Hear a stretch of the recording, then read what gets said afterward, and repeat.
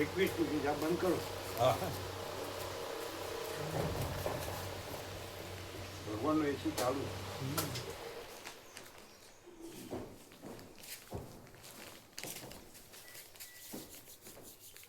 એટલે ઇન્વર્ટર ચાલુ છે હિમાલયમાં? નહીં ના, હવે બંધ થઈ ગયું. પછી રાજસ્થાન કડાને એવું પડલું એ તો ના ગણે બહુ, હિમાલય નહીં ગણાય.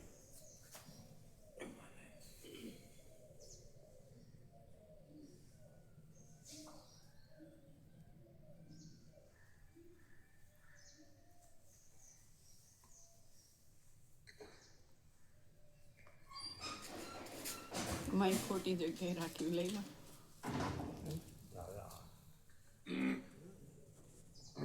આ લઈ લો.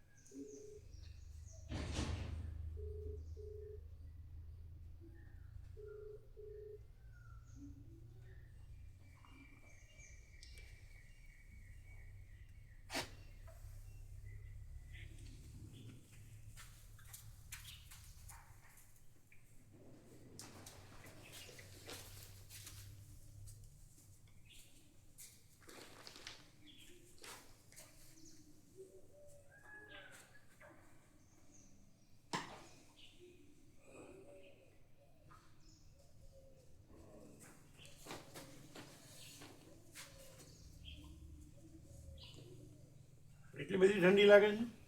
કોઈક વખત આજે પમદાર લાગતી હતી, પણ અમે શું તો ખબર નહીં પડતી કે આ બરફ પડ્યો હોય ત્યારે વધારે પડશે એવું બધું, એટલે અગાઉથી તૈયારી રાખી હોય. પમદાર હતી એટલે કાલ ન લાગે, ખબર ન પડે. આરોગ્યપ્રદ પહેલાથી 21. આમ તો આપણું પરસ્યો હોય નહીં ને ઠંડી નહીં.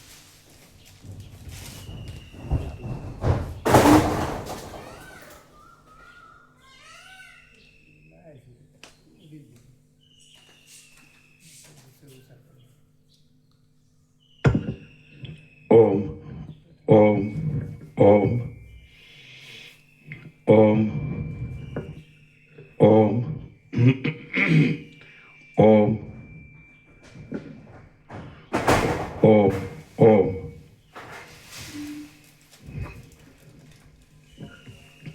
ઓમ परम चिदाकाश परम ज्योति अखंड ज्योति महाचिदाकाश स्वयं प्रकाश संपूर्ण प्रकाश पूर्ण ब्रह्म अनंत तेज घन अनंत चित घन परमाकाश केवल अनंत शुद्ध तेज घन परमाकाश अखिल आत्मा पूर्ण ब्रह्म परमात्मा परम चिदाकाश परम ज्योति अखंड ज्योति अनंत पूर्ण परम चिदाकाश परम शांति स्वयं सिद्ध स्वयं प्रकाश स्वयं पूर्ण स्वस्वरूप यही सब कुछ है, इसके सिवा कुछ नहीं है। शून्यभास अनंत कोटि महाकल्पो है ही नहीं।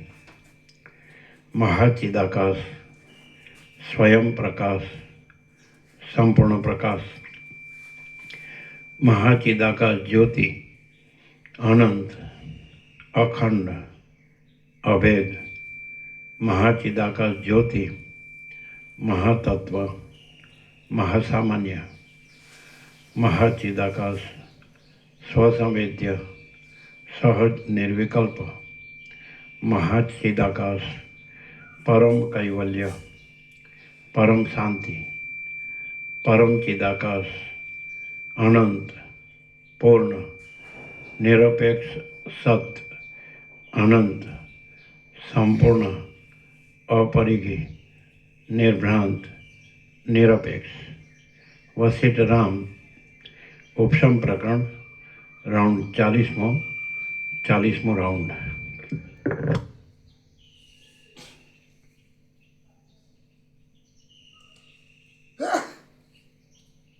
આ છે ને આમ કરો આખું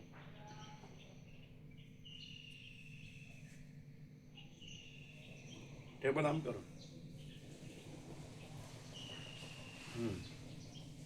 હવે ઉપરથી આમ કરો। આ તમે ટેબલ આમ રાખો છો ને એટલે આમ કરી શકાતું નથી। ટેબલ આમ હોય ને આ લંબાઈ આમ છે એટલે તમે આ તો પછી ઉપરથી સરખું કરો, આમ કરો, એ વધારે નહીં જાય એટલે ટેબલને જ લેવું પડશે। તમને ટેબલ એમ જ રાખવું હોય અને તમારે આમ આવવું પડે, તમે વધારે આમ છો। હજી હવે ઉપરથી સરખું કરો। હા નીચે આમ નીચેથી લ્યો, આમ ઉપરથી કાળું એને ઉપાડો, સ્ટેન્ડને ઉપાડો, આમ કરો। હવે ઉપરથી સરખું કરો, થોડું ઉપરથી આમ આમ આમ હા એક્ઝેક્ટ, બસ ત્યાંથી ખ્યાલ ના આવે, અહીંથી ખ્યાલ આવે।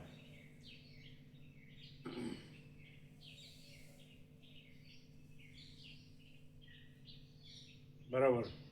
હવે બંધ ઉગાડ કરતી વખતે આમ ન થઈ જવું જોઈએ।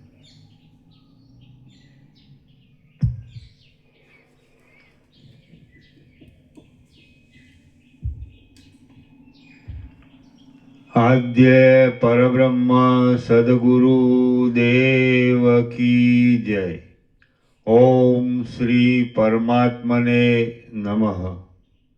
सद्ग्रंथों में शिरोमणि श्री योग वासिष्ठ महारामायण उपशम प्रकरण सर्ग 12मो पेज नंबर 569 पेज नंबर 569 सर्ग 12मो। जनक राजानी स्थिति विचार तथा बुद्धिनु महात्म्य। आ 12मा सर्ग में जनक राजानी जीवन मुक्तपणानी स्थिति अने विचारनु तथा बुद्धिनु विचित्र महात्म्य विस्तारथी कहेवामां आवशे।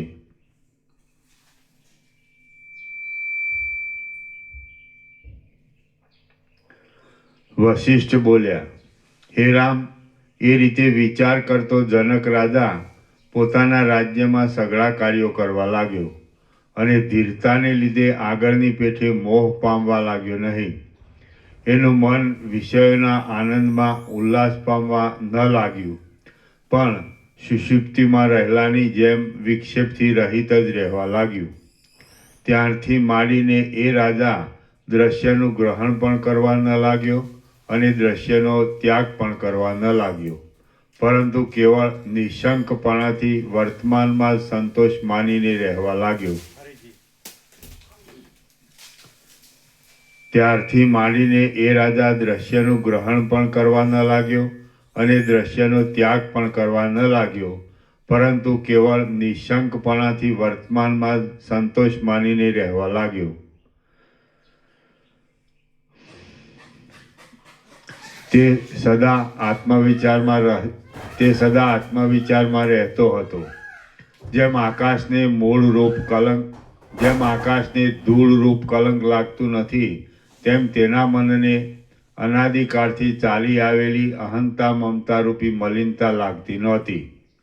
એ પ્રમાણે પોતાના સ્વરૂપના વિવેકનું અનુસંધાન કરવાને લીધે તે રાજાનું અખંડ બ્રહ્માકાર યથાર્થ જ્ઞાન અત્યંત નિર્મળ થયું.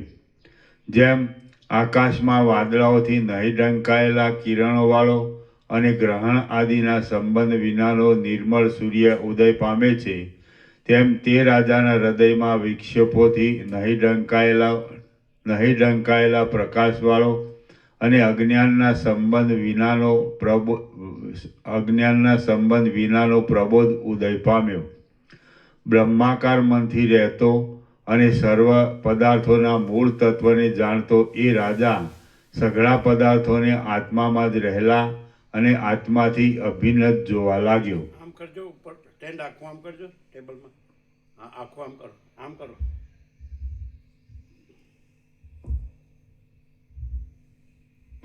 હા, હવે ઉપરથી આમ કરો. હા, એક્ઝેક્ટ.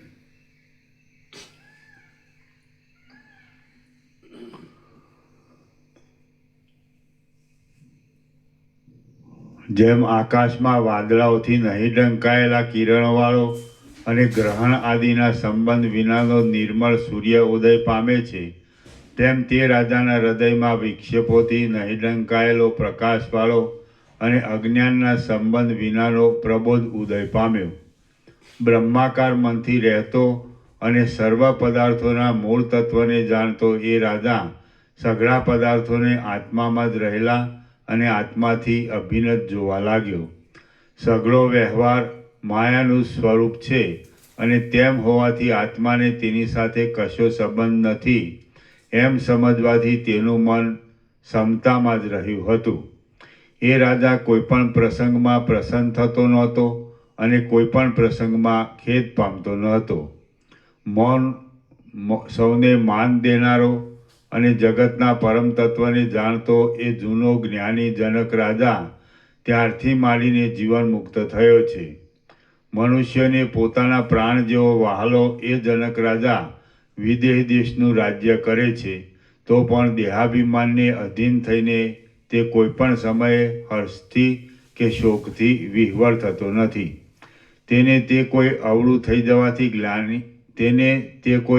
થઈ જવાથી ગ્લાનિ પામતો નથી અને સવળું થવાથી પ્રફુલ્લિત થતો નથી.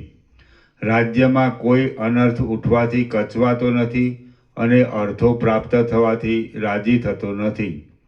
એ રાજા સઘળા વ્યવહારોને કરવા છતાં પણ કોઈ સ્થળે કાંઈ પણ કરતો નથી, પરંતુ સર્વદા કેવળ ચૈતન્યની અંદર જ રહ્યા કરે છે.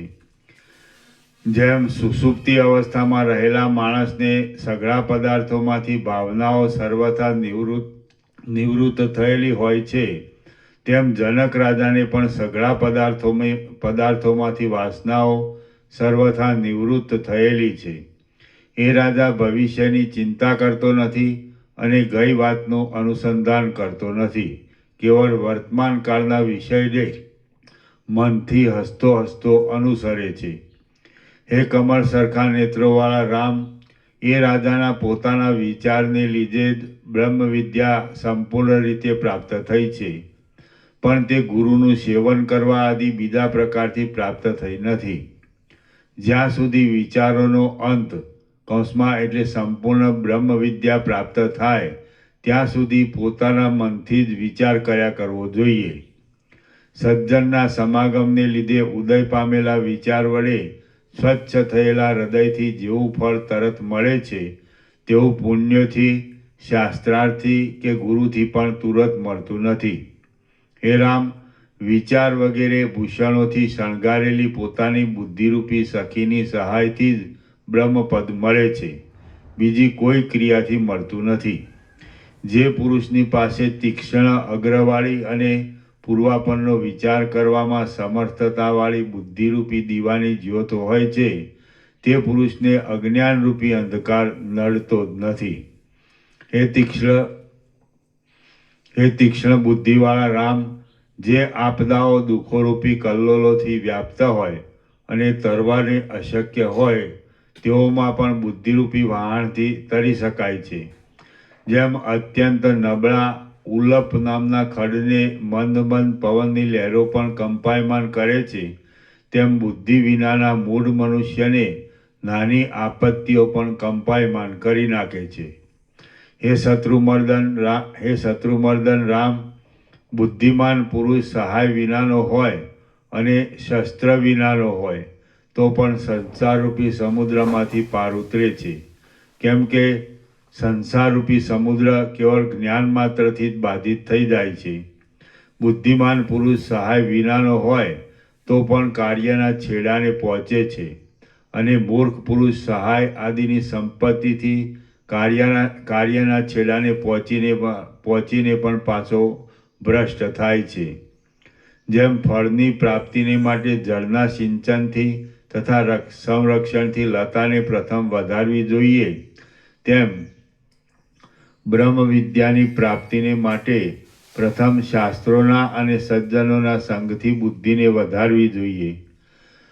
જેમ ચંદ્રનું બિંબ સમયસર ઉત્તમ પ્રકાશ આપે છે, તેમ બુદ્ધિના બળરૂપી મોટા મૂળવાળું શુભ ઉદ્યમરૂપી વૃક્ષ સમયસર અત્યંત મીઠું ફળ આપે છે. બાહ્ય ધન આદિ પદાર્થોને મેળવવામાં જેવો યત્ન કરવામાં આવે છે, તેવો જ યત્ન પ્રથમ બુદ્ધિને વધારવામાં કરવો જોઈએ. બુદ્ધિનું મંદપણું સઘળા દુઃખોની પરાકાષ્ઠારૂપ છે, આપદાઓના મોટા ખજાનારૂપ છે અને સંસારોરૂપી વૃક્ષોના બીજરૂપ છે. તેનો વિનાશ જ કરવો જોઈએ. પૃથ્વીના રાજ્યમાંથી, પાતાળના રાજ્યમાંથી તથા સ્વર્ગના રાજ્યમાંથી જે સુખ મળે છે, તે સઘળું સુખ મહાત્મા પુરુષને બુદ્ધિરૂપી ખજાનામાંથી મળે છે. હે રામ, સંસારરૂપી ભયંકર સમુદ્રમાંથી બુદ્ધિ વડે પાર ઉતરાય છે, પણ દાન કરવાથી, તીર્થો કરવાથી કે તપ કરવાથી પાર ઉતરાતું નથી. કેટલાયક પૃથ્વીમાં ફરનારા મનુષ્યો પણ દેવતાઓની સંપત્તિને પામ્યા છે, તો એ સઘળું બુદ્ધિરૂપી પવિત્ર લતામાંથી મીઠું ફળ પ્રાપ્ત થયું છે એમ સમજવું. જે સિંહો નખોથી મોટા મોટા મદોન્મત્ત હાથીઓને પણ ફાડી નાખે છે, તેમને પણ શિયાળવા એ બુદ્ધિથી જીતી લીધા છે, માનો સિંહે હરણાને જીતી લીધા છે. સામાન્ય માણસોએ પણ બુદ્ધિના પ્રભાવથી રાજાઓની પદવીઓ મેળવી છે. બુદ્ધિમાન માણસને જ સ્વર્ગની તથા મોક્ષની પણ યોગ્યતા પ્રાપ્ત થયેલી જોવામાં આવે છે. કેટલાક વાદીઓ પોતે અત્યંત બીકણ હોવા છતાં પણ બુદ્ધિને લીધે જ શાસ્ત્રાર્થમાં અનેક વિકલ્પો પૂછીને મોટા યોદ્ધાઓ જેવા સામાવાદીઓને પણ જીતી લે છે. વિવેકી પુરુષને હૃદયરૂપી ભંડારમાં બુદ્ધિરૂપ ચિંતામણી ઈચ્છેલું ફળ આપે છે. હૃદયરૂપી નંદનવનમાં રહેલી બુદ્ધિરૂપી કલ્પવૃક્ષની લતા ધારેલા ફળને આપ્યા વિના રહે જ નહીં. બુદ્ધિની યોજના કરી જાણનારો પુરુષ બુદ્ધિથી સંસારના પારને પહોંચે છે, પણ મૂર્ખ માણસ પોતાની બુદ્ધિ પાસે હોવા છતાં તેની યોજના કરી જાણતો નથી, તેથી તે સંસારના પારને પહોંચતો નથી. વહાણની યોજના કરી જાણનારો વહાણવાળો મનુષ્ય સમુદ્રના પારને પામે છે, પણ જે મનુષ્ય પોતાની પાસે વહાણ હોવા છતાં પણ વહાણની યોજના કરી જાણતો ન હોય, તે મનુષ્ય સમુદ્રના પારને પામતો નથી. જેમ સમુદ્રમાં ભમતું વહાણ યોગ્ય રસ્તે યોજવામાં આવે તો પાર ઉતરે છે, અને અયોગ્ય રસ્તે યોજવામાં આવે તો ડૂબાડી દે છે, તેમ સંસારમાં ભમતી બુદ્ધિ પણ જો વિવેક તથા વૈરાગ્ય આદિરૂપ યોગ્ય માર્ગે યોજવામાં આવે તો સંસારના પારને પમાડે છે, અને રાગદ્વેષ આદિ અયોગ્ય માર્ગે યોજવામાં આવે છે તો સંસારમાં ડૂબાડી દે છે. જેમ કવચવાળા માણસને શસ્ત્રો અડચણ કરી શકતા નથી, તેમ મોહ વિનાના વિવેકી પુરુષને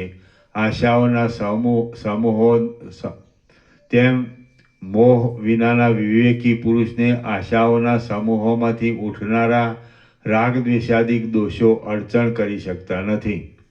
હે રામ, બુદ્ધિથી આ સઘળું જગત બ્રહ્મ સ્વરૂપ જ જોવામાં આવે છે, અને જેને સઘળું જગત બ્રહ્મ સ્વરૂપ જોવામાં આવે છે તેને વિપત્તિઓથી ખેદ કે સંપત્તિઓથી આનંદ પ્રાપ્ત થતો નથી.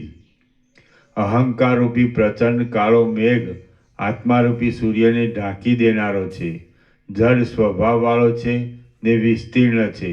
તેને બુદ્ધિરૂપી વાયુ ઉડાવી દે છે. જેમ ફળને ઈચ્છતો ખેડૂત સૌ પ્રથમ ખેડ કરીને પૃથ્વીને સારી કરે છે, તેમ સર્વોત્તમ બ્રહ્મપદને પામવાને ઈચ્છતા પુરુષે સૌથી પ્રથમ વિવેક શીખીને બુદ્ધિને જ નિર્મળ કરવી જોઈએ. શ્રી યોગ વાસિષ્ઠ મહારામાયણમાં ઉપશમ પ્રકરણનો પ્રજ્ઞા મહાત્મ્ય નામનો સર્ગ 12મો સમાપ્ત. સર્ગ 13મો ચિત્તને શાંત કરવાના ઉપાયો.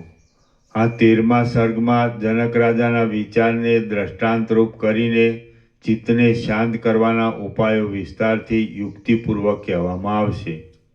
વશિષ્ઠ બોલ્યા, હે રામ, જેમ જનક રાજા પોતાથી જ પોતાના આત્માનો વિચાર કરીને નિર્વિઘ્ન રીતે બ્રહ્મવેત્તાઓની પદવીને પામ્યા છે, તેમ તમે પણ જો પોતાથી જ પોતાના આત્માનો વિચાર કરશો તો નિર્વિઘ્ન રીતે બ્રહ્મવેત્તાઓની પદવીને પામશો. જેઓ છેલ્લા જન્મવાળા રાજસ સાત્વિક જાતિવાળા સમજુ પુરુષો હોય છે, તેઓ જનક રાજાની જેમ પોતાની મેળે પરબ્રહ્મને પ્રાપ્ત થાય છે. ઇન્દ્રિયો નામના શત્રુઓને ત્યાં સુધી વારંવાર જીત્યા જ કરવા જોઈએ કે જ્યાં સુધી આ આત્મા પોતાની મેળે જ પોતાના સ્વરૂપમાં નિર્મળ થઈને રહે. સર્વ ઇન્દ્રિયોનો નિયંતા અને સર્વવ્યાપક આત્મારૂપી નિર્મળ દેવ પોતાથી જ જોવામાં આવે ત્યારે સઘળા દુઃખોના દેખાવો નાશ પામે છે. અહંતા મમતા આદિ હૃદય ગ્રંથિઓ મોહરૂપી બીજોની ઓરણીઓ રૂપ છે, અને તેઓ વિવિધ પ્રકારની આપદાઓની વૃષ્ટિ કરે છે. આત્માનું દર્શન થતાં તેઓ તરત જ નષ્ટ થઈ જાય છે. હે રામ, તમે વિવેકવાળી બુદ્ધિથી જનક રાજાની જેમ પોતાના આત્માને સર્વના અધિષ્ઠાનભૂત બ્રહ્મ જાણીને અને સાક્ષાત અનુભવીને સર્વોત્તમ પરમ પુરુષાર્થરૂપી લક્ષ્મીવાળા થાઓ. જે પુરુષ મનમાં નિત્ય આત્મવિચાર કર્યા કરતો હોય અને જગતને અનિત્ય તથા ભ્રમણ કરવાના સ્વભાવવાળું જોયા કરતો હોય, તેનું ચિત્ત જનક રાજાના ચિત્તની જેમ પોતાની મેળે સ્વચ્છ થઈ જાય છે. સંસારથી ભય પામેલા લોકોને પ્રયત્ન કર્યા વિના દેવ, કર્મો, ધનો, દૈવ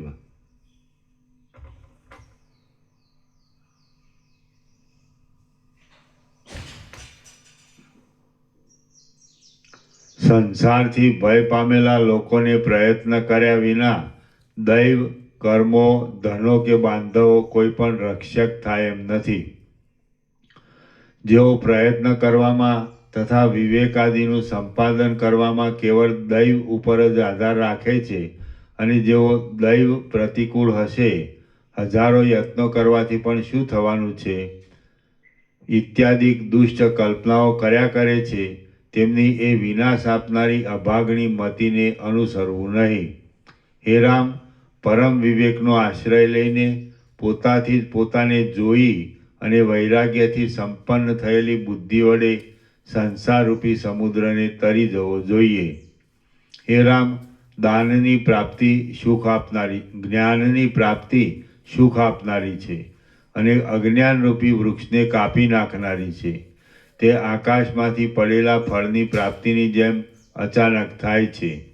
તે વિશે મેં તમને ઉદાહરણ રૂપે આ જનક રાજાની આખ્યાયિકા કહી. જે પુરુષ જનક રાજાની જેમ સારી બુદ્ધિવાળો હોય અને પોતાની મેળે જ વિચાર કરનારો હોય, તેના હૃદયમાં રહેલો આત્મા પ્રાતઃકાળના કમળની જેમ પોતાની મેળે જ પ્રકાશિત થાય છે. જેમ તડકાથી ટાઢ હરાઈ જાય છે અને હિમ પીગળી જઈને નષ્ટ થઈ જાય છે, તેમ વિચારથી અહમતા મમતા હરાઈ જાય છે અને વિચિત્ર પ્રકારની સંસારની કલ્પના ગળી જઈને નષ્ટ થઈ જાય છે. પેજ નંબર 572, સર્ગ 13મો, પહેલું જ પાનું, 572.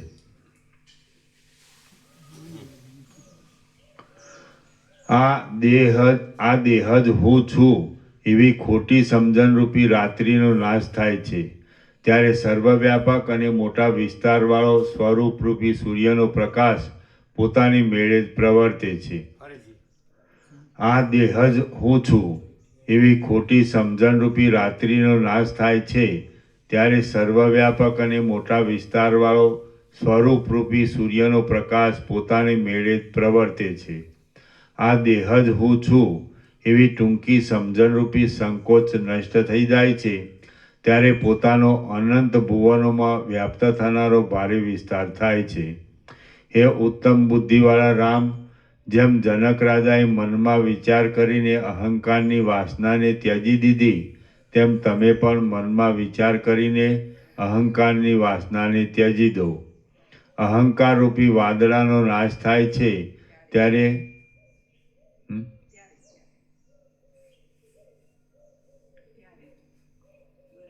તો સજ હે ઉત્તમ બુદ્ધિવાળા રામ, જેમ જનક રાજાએ મનમાં વિચાર કરીને અહંકારની વાસનાને ત્યજી દીધી, તેમ તમે પણ મનમાં વિચાર કરીને અહંકારની વાસનાને ત્યજી દો. અહંકાર રૂપી વાદળાનો નાશ થાય છે, ત્યારે નિર્મળ થયેલા વિસ્તીર્ણ ચૈતન્ય રૂપી આકાશમાં સ્વરૂપ દર્શન રૂપી સૂર્ય અત્યંત પ્રકાશે છે. જે દેહ છે તે હું છું એવી જે ભાવના કરવી એ જ મોટું અંધારું છે. એને શાંત કરવામાં આવે ત્યારે જ આત્મ સ્વરૂપનો પ્રકાશ થાય છે. અહંતાના વિષયરૂપ દેહાદિક પણ નથી અને મમતાના વિષયભૂત સ્ત્રી પુત્રાદિક પણ નથી, પણ એમનો જે સાક્ષી છે તે નથી એવું નથી. અહંતાના વિષયરૂપ દેહાદિક પણ નથી અને મમતાના વિષયભૂત સ્ત્રી પુત્રાદિક પણ નથી, પણ એમનો જે સાક્ષી છે તે નથી એવું નથી. એવી ભાવનાથી જ્યારે મન પ્રશાંત થાય છે, ત્યારે પછી તે વિષયોમાં ગળકા ખાતું નથી. હે રામ, મનને ગ્રાહ્ય સમજાયેલા પદાર્થોમાં જે અત્યંત રાગ છે અને ત્યાજ્ય સમજાયેલા પદાર્થોમાં જે અત્યંત દ્વેષ છે તે જ બંધન છે એમ સમજો. બીજું કાંઈ જ બંધન નથી. તમે ત્યાજ્ય પદાર્થો ઉપર દ્વેષ રાખો નહીં અને ગ્રાહ્ય પદાર્થો ઉપર રાગ રાખો નહીં. આ ત્યાજ્ય છે અને આ ગ્રાહ્ય છે એવી રીતના બંને વિચારોને ત્યજી દઈને તમે આત્મામાં જ રહો અને વિક્ષેપરૂપી મેલથી રહિત થાઓ. જેમની આ ગ્રાહ્ય છે અને આ ત્યાજ્ય છે એવી ભેદ બુદ્ધિ નષ્ટ થઈ હોય છે, તેઓ કોઈ વસ્તુને ઈચ્છતા પણ નથી અને કોઈ વસ્તુને ત્યજી દેતા પણ નથી.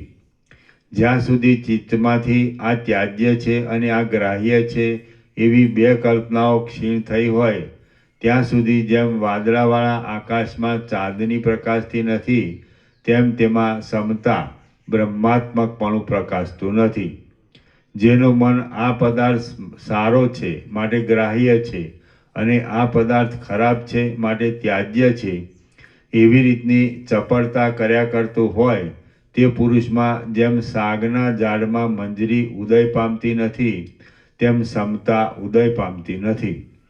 આ વસ્તુ અનુકૂળ છે માટે મળે તો ઠીક, અને આ વસ્તુ પ્રતિકૂળ છે માટે તે મને કદી પણ પ્રાપ્ત ના થાય તો ઠીક. એવી રીતની જેનામાં ભેદ બુદ્ધિ છે, તે પુરુષમાં વૈરાગ્યથી પ્રકાશ પામનારી સમતા અને સ્વચ્છતા ક્યાંથી હોય? આનંદ એક રસ બ્રહ્મ તત્વ એક જ છે, તેનાથી કોઈ પદાર્થો ભિન્ન નથી. એમ વિચાર કરવામાં આવે તો સઘળા પદાર્થો પોતાનું સ્વરૂપ જ હોવાથી અનુકૂળ છે, એટલે કોઈ પણ અયોગ્ય નથી. હવે તે પદાર્થોને ભિન્ન વિચારવામાં આવે તો પણ આત્મા અસંગ છે, તેથી કોઈ પદાર્થનો તેને સ્પર્શ નથી, એટલે કોઈ પદાર્થ અનુકૂળ પણ ઠરતો નથી અને કોઈ પદાર્થ પ્રતિકૂળ પણ ઠરતો નથી. આમ ત્યાં યોગ્ય અયોગ્યપણું છે જ ક્યાં? ચિત્તરૂપી ઝાડમાં જ્યાં સુધી ઇષ્ટની આશંકારૂપી અને અનિષ્ટની આશંકારૂપી બે ચંચળ વાંદરીઓ કૂદ્યા કરતી હોય ત્યાં સુધી તે ઝાડ કંપાયમાન થયા વગર કેમ જ રહે? જે મનુષ્યની ત્યાજ્યપણાની અને ગ્રાહ્યપણાની ભેદબુદ્ધિ ટળી હોય તે વિચક્ષણ મનુષ્યમાં આશાઓથી રહિતપણું, ભયથી રહિતપણું, સ્થિરપણું, સમપણું, જ્ઞાનીપણું, મનની ચંચળતાથી રહિતપણું, શરીરની ચેષ્ટાઓમાં કરતાપણાના અભિનિવેશનો અભાવ, ધીરજ, સર્વની સાથે મિત્રભાવ, મનન કરનારપણું, સંતોષ, કોમળપણું અને કોમળ બોલવાપણું એટલા ગુણો અવશ્ય રહે છે.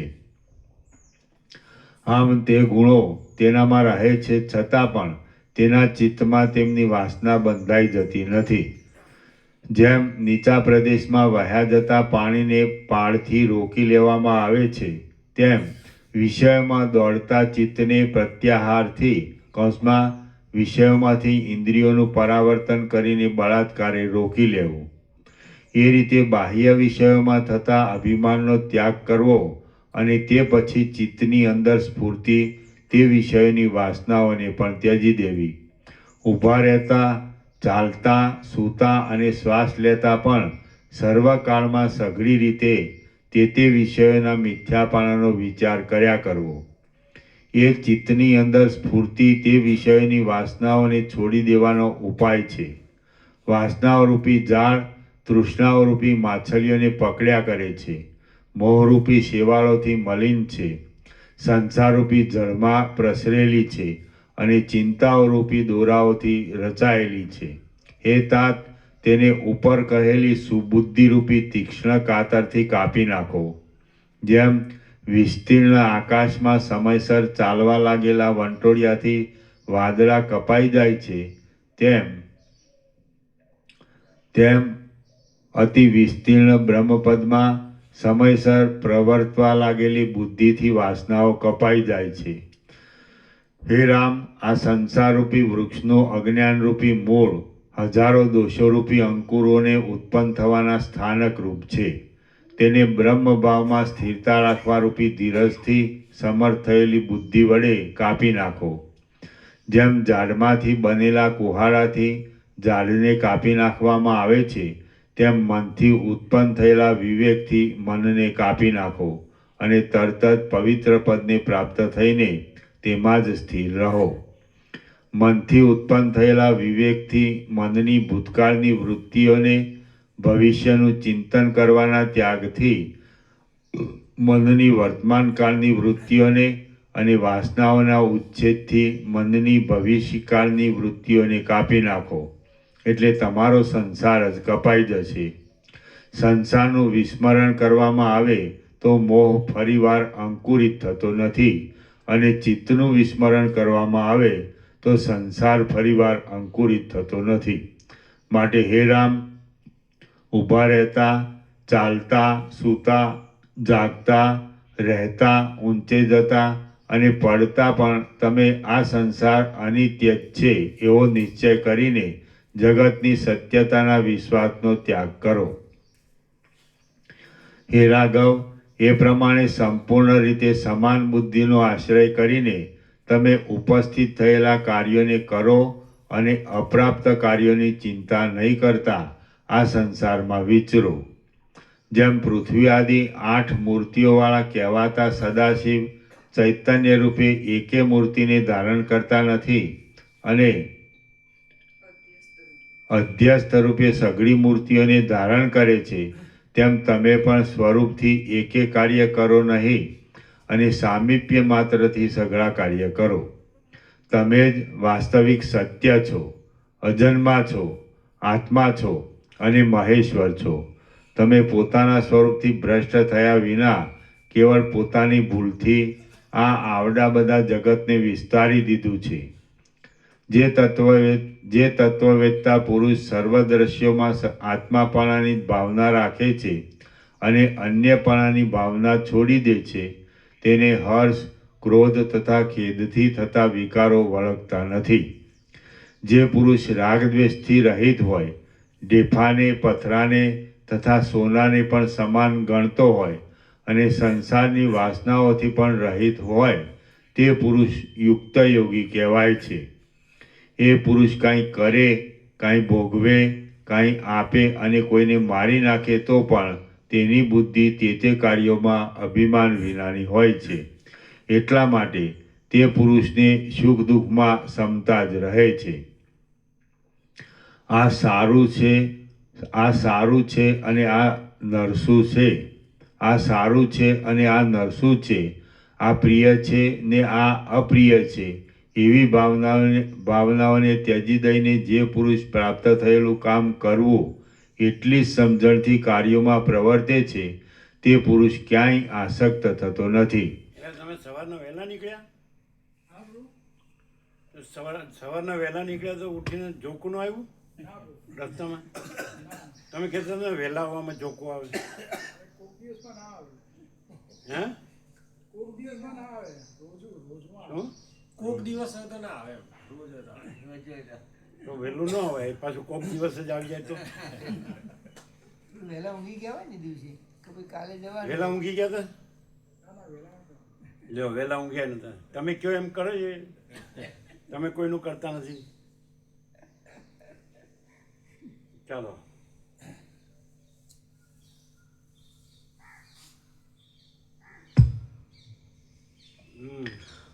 આ સારું છે અને આ નરસું છે. આ પ્રિય છે ને આ અપ્રિય છે. એવી ભાવનાઓને ત્યજી દઈને જે પુરુષ પ્રાપ્ત થયેલું કામ કરવું એટલી જ સમજણથી કાર્યોમાં પ્રવર્તે છે, તે પુરુષ ક્યાંય આસક્ત થતો નથી. હે મહાબુદ્ધિમાન રામ, મન જો આ સઘળું ચૈતન્યની સત્તા માત્ર જ છે એવો નિશ્ચય કરીને ભોગોના ચિંતવનનો ત્યાગ કરે તો શાંતિ પામે છે. હે મહાબુદ્ધિમાન રામ, મન જો આ સઘળું ચૈતન્યની સત્તા માત્ર જ છે એવો નિશ્ચય રાખીને ભોગોના ચિંતવનનો ત્યાગ કરે તો શાંતિ પામે છે. કેવું છે બાળગોપાલને? કેમ છે? સારું પ્રભુ, રજા આપી. આપી છે? ક્યારે આપી? રજા આપી. ક્યારે? હા, સાંજે જ રજા આપી. એમ? આ પણ 15-20 દિવસ ધ્યાન રાખવાનું. હા પ્રભુ, ડૉક્ટરે કીધું કે 10-15 દિવસ સાચવવાનું. સાચવવામાં શું કરવાનું? અરે કોઈ જોડે જવા નહીં દેવાનું ખાલી. હા, એમાં શ્વાસોશ્વાસથી પેલા કીટાણુ આવી જાય તો તકલીફ કરે. પ્રસાદ લેશે? હા, પ્રસાદ શું લે? હવે ભાનમાં છે? હા પ્રભુ, બધું બોલે છે, બધું બોલે.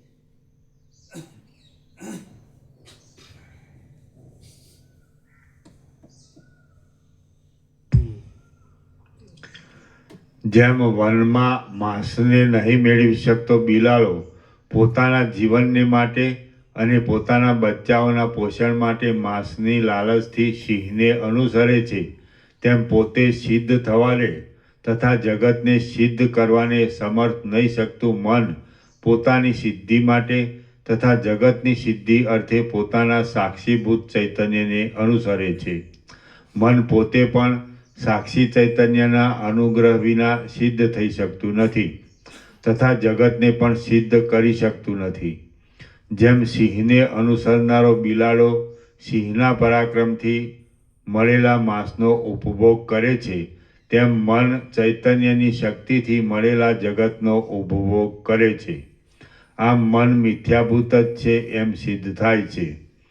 એ મન ચૈતન્યના અનુગ્રહથી જીવે છે તથા ચૈતન્યના અનુગ્રહથી ચૈતન્યમાં જગતની ભાવના કરીને પોતે જગતરૂપ થાય છે.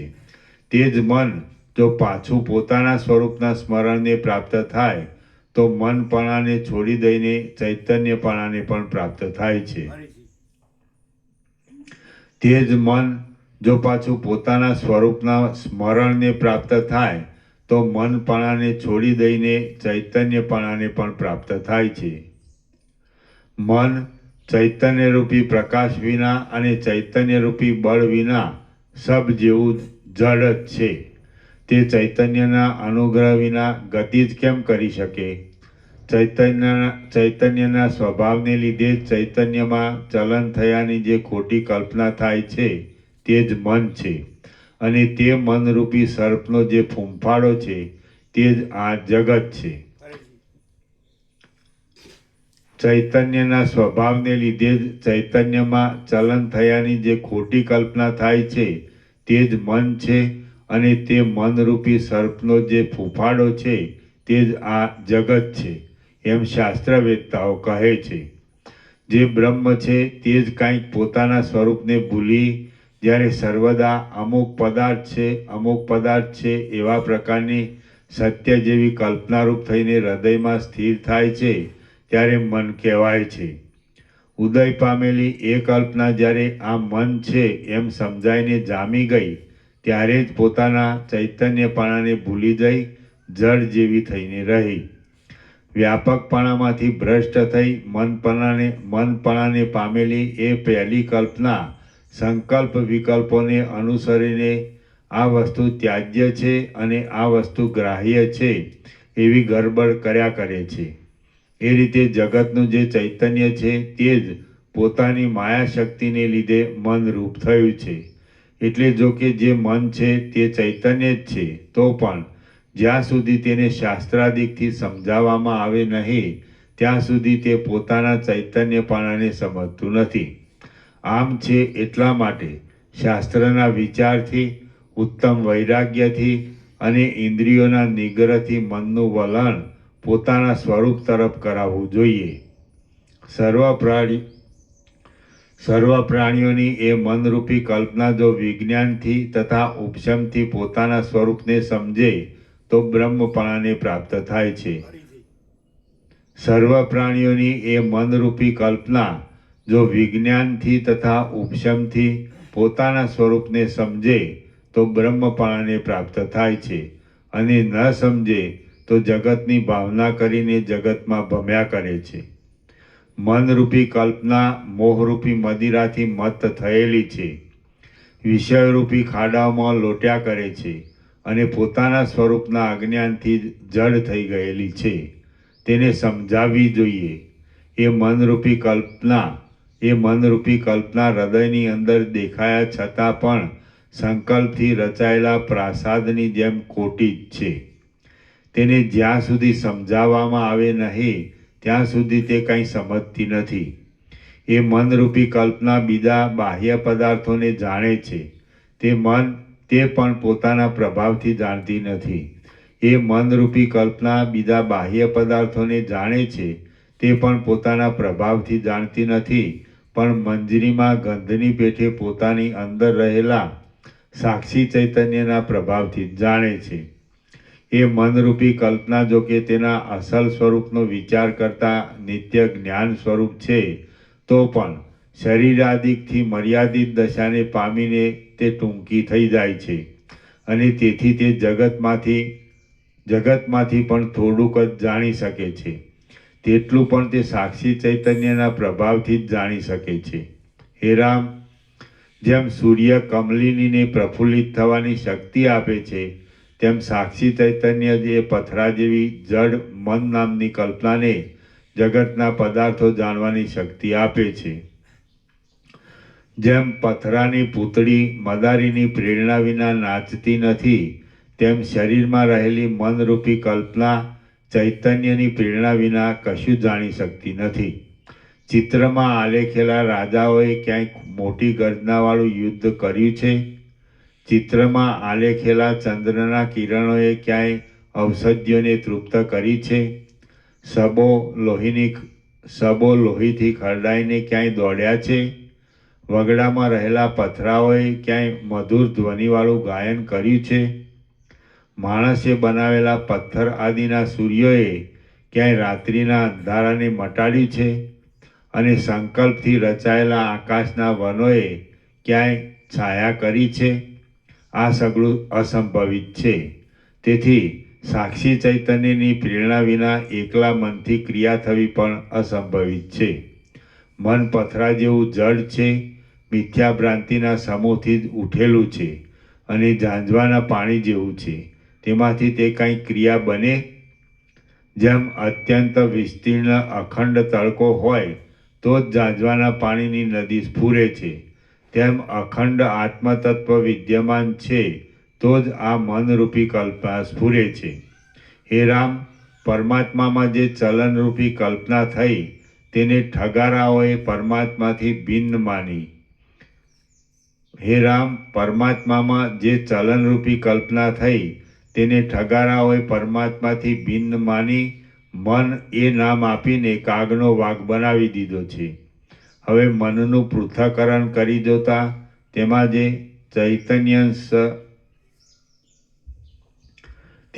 ચૈતન્ય અંશ છે તે આત્મા જ છે અને બાકીના જડાંશ રૂપ જે ચલન છે તે પ્રાણનો ધર્મ છે.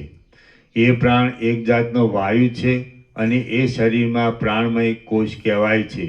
આમ હોવાને લીધે યોગીઓને પ્રાણવાયુનો નિરોધ કર્યા પછી મનનો જુદો નિરોધ કરવાનો રહેતો નથી. જેમની જ્ઞાન શક્તિ જુદા જુદા પ્રકારના સંકલ્પોના નિશ્ચયોથી દબાયેલી હોતી નથી, તેઓ મનને જેમાં કોઈ પણ વિષયોના આકારોનું ગ્રહણ થયું નથી એવી પરમાત્માની શુદ્ધ પ્રભારૂપ જ જુએ છે. આ દેહ હું છું અને આ મારું છે એવા અધ્યાસથી મેલી થયેલી જે મનરૂપી કલ્પના છે તેનું જીવ એવું નામ કહેવામાં આવે છે. મનમાં જે ચલન ભાગ છે તે પ્રાણનો ધર્મ છે. તે ઉપરથી એમ પણ કહી શકાય છે કે મન આત્મતત્વના અને પ્રાણના મિશ્રણ રૂપ છે. હે રામ, બુદ્ધિ, ચિત્ત અને જીવ એ નામો ખોટા મનના જ છે. તેઓને પણ વિદ્વાનોએ પ્રક્રિયાને માટે કલ્પેલા છે, પણ વાસ્તવિક નથી. વાસ્તવિક દ્રષ્ટિથી જોતા મન પણ નથી, બુદ્ધિ પણ નથી, જીવ પણ નથી અને શરીર પણ નથી, પરંતુ જે કાંઈ છે તે અખંડ આત્મા જ છે. આ સગળું જગત આત્મા જ છે. જે કાળ છે તે પણ આત્મા જ છે. તે નિર્મળ આત્મા આકાશથી પણ સૂક્ષ્મ છે અને ઇન્દ્રિય આદિ સાધનોથી જાણવામાં આવતો નથી. તેથી તે અસત જેવો જણાતો છતાં પણ સઘળી કલ્પનાઓમાં અધિષ્ઠાન રૂપ હોવાથી સત્ય જ છે. સઘળા કલ્પિત પદાર્થોથી ન્યારો એવો એ આત્મા બીજા કોઈ સાધનોથી નહીં પણ પોતાના જ પ્રકાશથી અનુભવમાં આવે છે. મન જો આત્માને જોવાની પ્રવૃત્તિ કરે તો જોવાના સમયમાં પોતે જ નાશ પામી જાય છે. જેમ કે અંધકાર પ્રકાશને જોવાની પ્રવૃત્તિ કરે તો જોવાના સમયમાં તેનો અંધકાર પોતાનો જ નાશ થયા વિના રહે નહીં. મન આત્માને જોવામાં સમર્થ થતું નથી, પણ અત્યંત સ્વચ્છ અનુભવરૂપ આત્મામાંથી સંકલ્પને લીધે ઉઠેલા અનાત્મ પદાર્થોને જોવામાં જ આત્માનું જ વિસ્મરણ કરીને પ્રવર્તે છે. આત્માનું જે સંકલ્પમયપણું છે તે જ મન કહેવાય છે અને આત્માનું જે સંકલ્પોથી રહિતપણું અર્થાત મન રહિતપણું છે તે જ મોક્ષ કહેવાય છે. આમ હોવાથી આત્મદર્શન મોક્ષ જ છે. તેમાં મન કેમ પ્રવર્તી શકે? સંકલ્પોમાં ઉન્મુખ થતા આત્માનો નિર્વિકલ્પપણામાં જે કાંઈ ફેરફાર થાય છે તે જ મનનો જન્મ છે અને એથી સંસારની વૃદ્ધિ થાય છે. જેમ પુરુષનું મન સ્ત્રીના સંકલ્પથી કલંકિત થાય છે ત્યારે પુરુષના લિંગનું ઉત્થાન થાય છે, તેમ ચૈતન્યની સત્તા નિર્વિકલ્પમાંથી ભ્રષ્ટ થઈને સંકલ્પથી કલંકિત થાય ત્યારે કલ્પના ઉઠે છે અને તે કલ્પના મન કહેવાય છે. હે રામ, જેમ પદાર્થ લીન થાય છે ત્યારે પદાર્થની છાયા પણ લીન થાય છે, તેમ પ્રાણનો નિરોધ થાય છે ત્યારે મનનો નિરોધ પણ પોતાની મેળે જ થઈ જાય છે. કારણ કે મન પ્રાણરૂપ છે. જીવતો પુરુષ દૂર દેશાંતરના અનુભવને પોતાના મનમાં રહેલો જાણે, તેથી તે દેશનો અનુભવ મારા મનમાં રહેલો છે એમ તે કહે છે.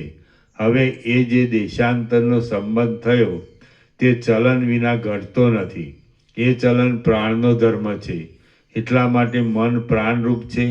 વૈરાગ્યથી, પ્રાણાયામના અભ્યાસથી, સમાધિથી, વિષયોમાં મનના જવારૂપ દુષ્ટ અભ્યાસનો નાશ કરવાથી અને વિષયોમાં મનના જવારૂપ દુષ્ટ અધ્યાસનો નાશ કરવાથી અને આત્મતત્વના જ્ઞાનથી પ્રાણનો નિરોધ કરી શકાય છે. મનમાં જે ચલન શક્તિ છે તે પ્રાણની છે અને જે જ્ઞાન શક્તિ છે તે ચૈતન્યની છે. એ શક્તિઓ જો ન હોય તો કદાચ શિલા ચાલી શકે કે જાણી શકે, પણ મન તો કદી પણ ચાલી શકે કે જાણી શકે એમ નથી. જે ચલન છે તે અનિત્ય છે તથા જડ છે, અને જે જ્ઞાન છે તે આત્માનું સ્વરૂપ જ હોવાથી સર્વદા સ્વચ્છ છે તથા સર્વવ્યાપક છે. આમ હોવાથી જ્ઞાનનું અને ચલનનું મિશ્રણ થવું એ વાસ્તવિક રીતે સંભવતું જ નથી, પણ કલ્પનાથી જે માની લેવામાં આવ્યું છે તે મન કહેવાય છે. આ રીતે મન મિથ્યા જ ઉત્પન્ન થયું છે અને ખોટી સમજણ રૂપ જ છે. તે જ અવિદ્યા કહેવાય છે. તે જ વિક્ષેપ શક્તિ કહેવાય છે અને અજ્ઞાનના સર્વસ્વનો નિર્વાહ કરનાર હોવાથી તેને જ અજ્ઞાન પણ કહી શકાય છે. એ અજ્ઞાન સંસાર આદિરૂપ ઝેરને આપનારું છે. જ્ઞાન શક્તિના અને ચલન શક્તિના સંબંધને અર્થે સંકલ્પની કલ્પના જ કરવામાં આવે નહીં તો મન જ રહેતું નથી. એમ એ મન રહેતું નથી તો સંસારના સંબંધવાળા સઘળા ભયોનો નાશ થઈ જાય છે. વાયુની ચલન શક્તિને જ્યારે ચૈતન્ય સ્ફુરિત કરે છે ત્યારે જ ચૈતન્ય ચલન શક્તિવાળું થઈને સંકલ્પ કરે છે અને તેથી મનપણાને પામે છે. આ રીતે બાળકે કલ્પેલા યક્ષની પેઠે ચૈતન્યમાં મનપણું માત્ર કલ્પનાથી જ ઊભું થયું છે અને તેથી તે મિથ્યા જ છે, કારણ કે વાસ્તવિક રીતે ચૈતન્યમાં કોઈ પ્રકારનો આકાર કે ચલન છે જ નહીં. ચૈતન્ય તો અખંડ પૂર્ણતાવાળું છે અને તેમાં કોઈ કલ્પિત પદાર્થથી ખંડિતપણું કે અપૂર્વપણું થવાનો સંભવ જ નથી. અખંડ અને સર્વના અધિષ્ઠાન રૂપ એ ચૈતન્યનું કોની સાથે અથડાવું સંભવે કે તેથી તે ખંડિત થઈ જાય? ચૈતન્ય અખંડ અને પૂર્ણ હોવાને લીધે ચલન નામની કોઈ ક્રિયા જ હોવી સંભવતી નથી, અને તે નહીં હોવાને લીધે ચૈતન્યમાં તેનો સંબંધ પણ નથી જ. તો હવે ચલનના સંબંધ વિના કોનું મન સિદ્ધ થાય અને તે મન કેવું સિદ્ધ થાય? ચલન ચૈતન્યથી જુદું છે જ નહીં એ પક્ષ લઈએ તો પણ પછી મન કોને કહી શકાય? હાથીઓની અને ઘોડાઓની ગીર્દી વિના સેના કોને કહી શકાય? આથી હે રામ, ત્રૈલોક્યમાં પણ મન નામનો દુષ્ટ પદાર્થ મુદ્દલ છે જ નહીં. આવી રીતે બરાબર સમજીને મન છે જ નહીં એવો જે નિશ્ચય થાય તે જ મનનો નાશ થયો સમજવો. હે રામ, મન છે એવી વ્યર્થ અને અનર્થ આપનારી કલ્પના તમે કરો જ નહીં, કેમ કે આ મન મિથ્યા જ ઉદય પામેલું હોવાને લીધે વાસ્તવિક રીતે છે જ નહીં. હે મહાબુદ્ધિમાન રામ, સંકલ્પો કરનારું મન આખા બ્રહ્માંડમાં ક્યાંય નથી, એટલા માટે તમે તમારી અંદર ક્યાંય કાંઈ પણ કલ્પના કરો નહીં. હે આત્મતત્વનું મનન કરી જાણનારા રામ, તમારા હૃદયરૂપી નિર્જળ દેશમાં અયથાર્થ જ્ઞાનથી ઉત્પન્ન થયેલી કલ્પનારૂપ ઝાંઝવાના જળની નદી યથાર્થ જ્ઞાનથી અત્યંત શાંત થઈ ગઈ છે. મન તો જળ છે અને સ્વરૂપ વિનાનું છે, તેથી તે સર્વદા મૂવેલું જ છે. તો મૂવેલા મનથી લોકો માર્યા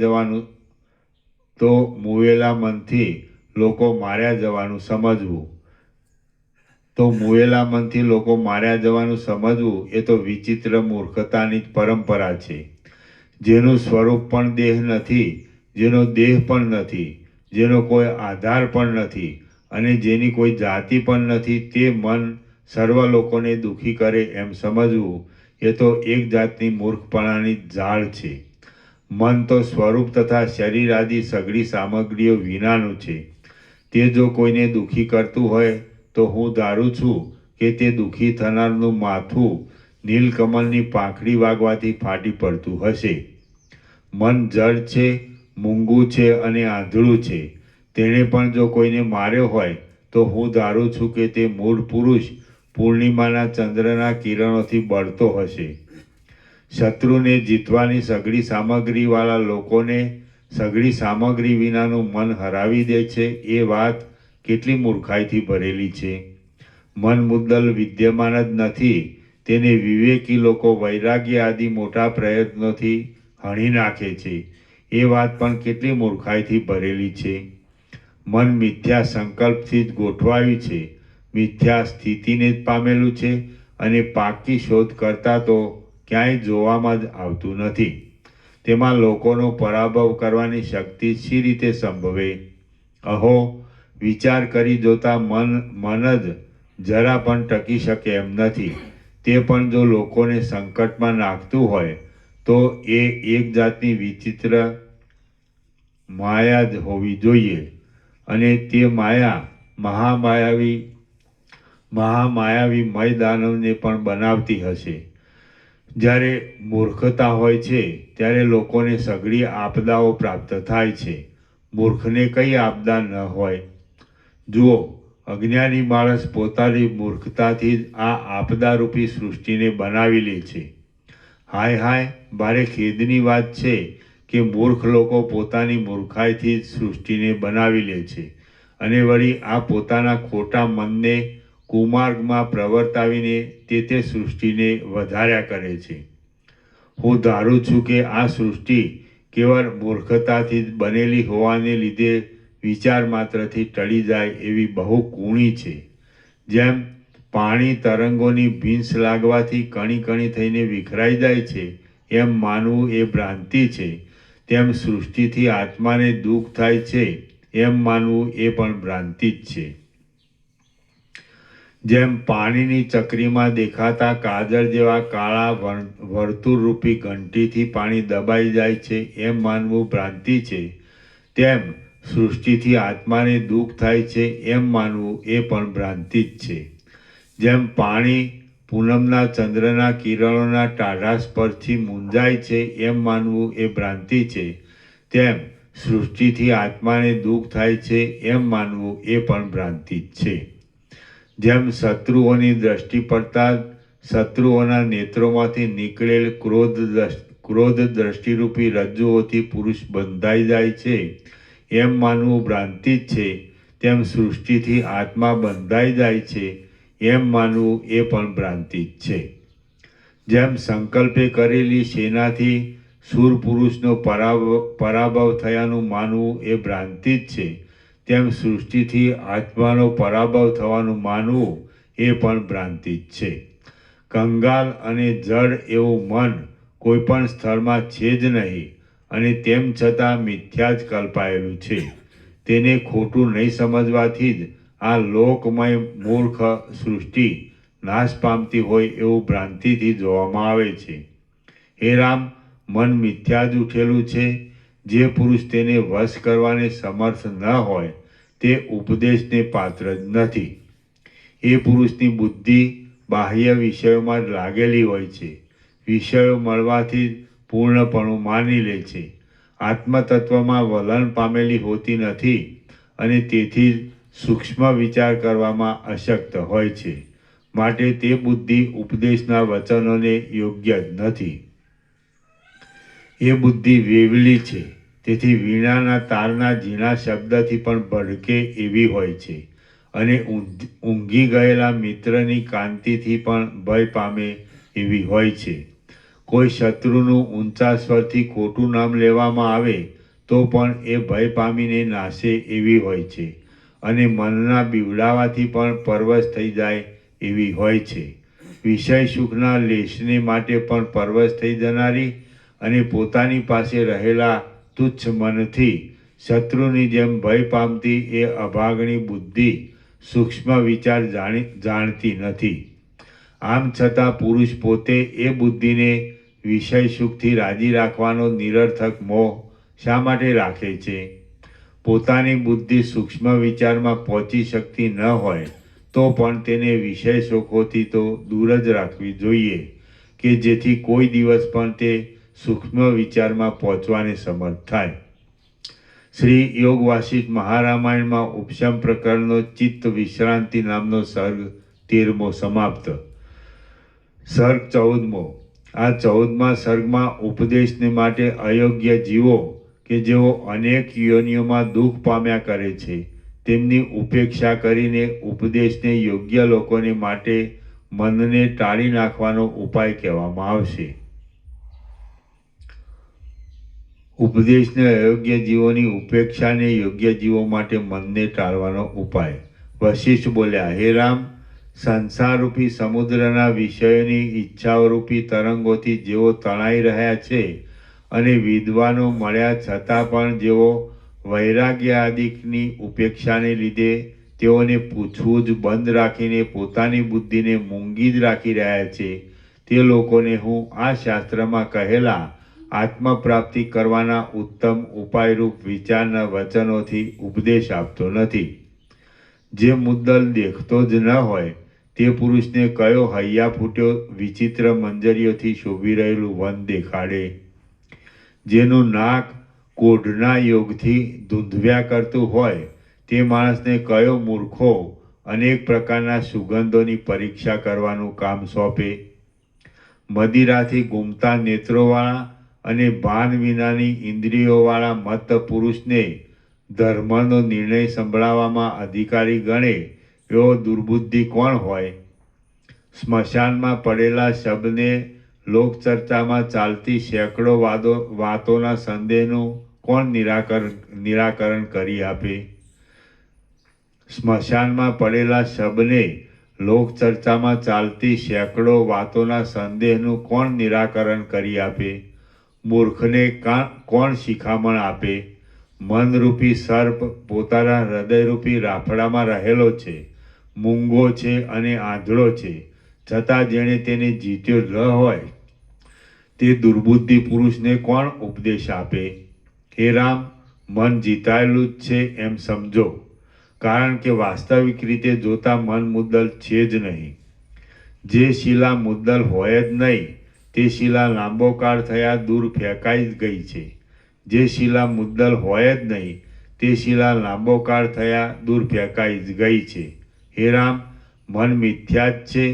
જે મૂર્ખે તેને પણ જીત્યું ન હોય તે મૂર્ખ પુરુષ ઝેર ખાધા વિના પણ ઝેરની મૂર્છાથી મરી જાય છે. વિષયોનો પ્રકાશ સર્વદા જ્ઞાનરૂપ આત્માથી થાય છે. ચલન પ્રાણવાયુથી થાય છે અને વિષયનું ગ્રહણ તે ઇન્દ્રિયોથી થાય છે. તો પછી આપણને મનની શી જરૂર પડે છે કે તેથી મન છે એમ સ્વીકારીએ? ચલન શક્તિ પ્રાણવાયુની છે, જ્ઞાન શક્તિ આત્માની છે અને વિષયોનું ગ્રહણ કરવાની શક્તિ ઇન્દ્રિયોની છે. તો હવે એ સઘળી શક્તિઓવાળો મન નામનો કોઈ પદાર્થ છે એમ માનવાની આપણને શી જરૂર છે?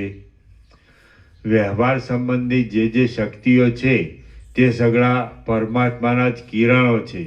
માટે તમે તે શક્તિઓનું જુદાપણું અને તે શક્તિઓના મન આદિ જુદા જુદા નામો શા માટે સ્વીકારો છો? મન એવો શો પદાર્થ છે કે જેણે જગતને આંધળું બનાવી દીધું છે?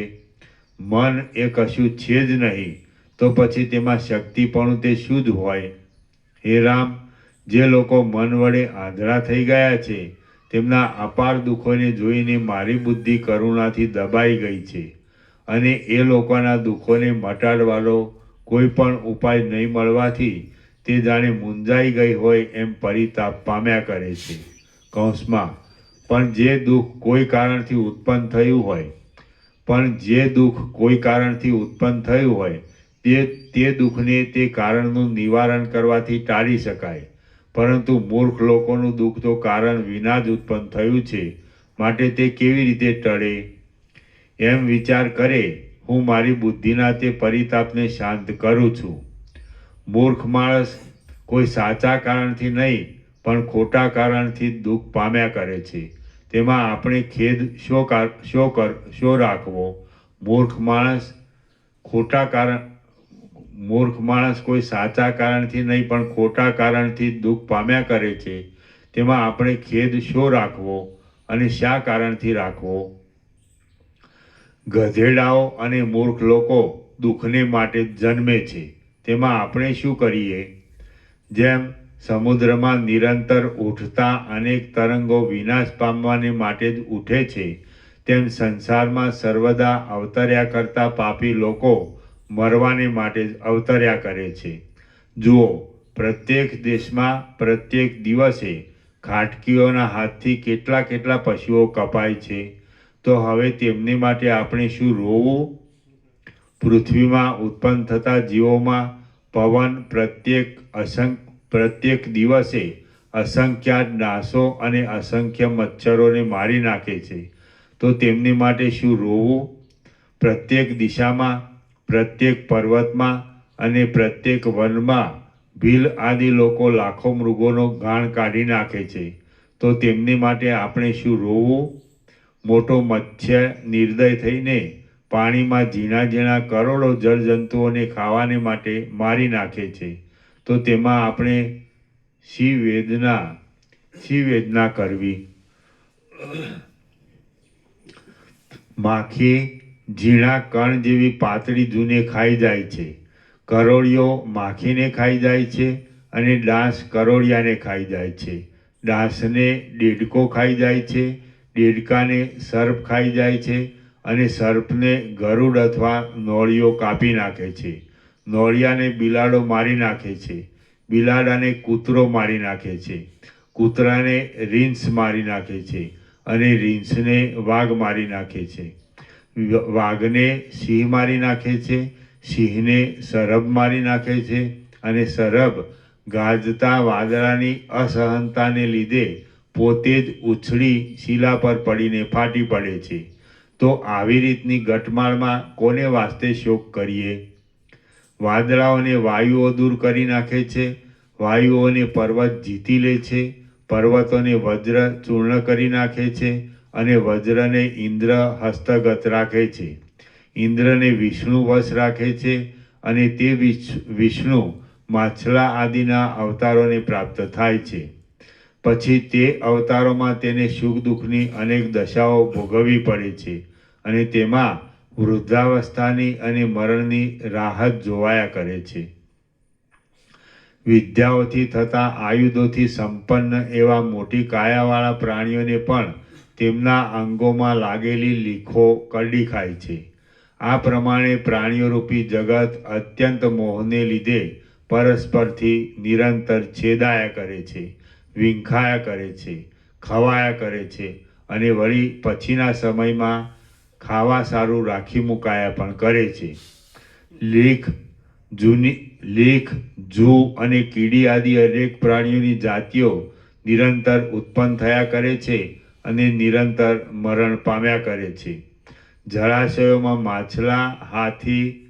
માછલા, હાથી આકારના જીવડા ને મગર આદિ અનેક જંતુઓ ઉત્પન્ન થાય છે.